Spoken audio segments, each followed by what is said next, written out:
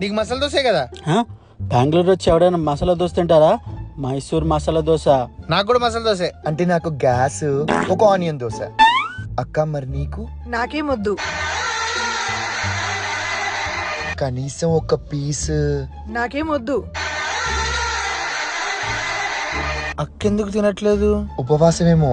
అక్క తినకపోతే నాకు వద్దు. అక్క కోసం. అక్క కోసం. అక్క కోసం. రే మనం ఫ్లోలో ఏం తినకుండా వచ్చేస్తున్నాము, కానీ ఇంకో 100 కిలోమీటర్ల దాకా హోటల్స్ లేవురా. అక్క కోసం. అమ్మ బాబాయ్ అంటే నిన్నటితో శ్రావణ మాసం అయిపోయింది. నాన్ వెజ్ తిని 1.5 month అవుతుంది. అందుకే నా ఒక్కదానికి బిర్యానీ తెచ్చుకున్నా.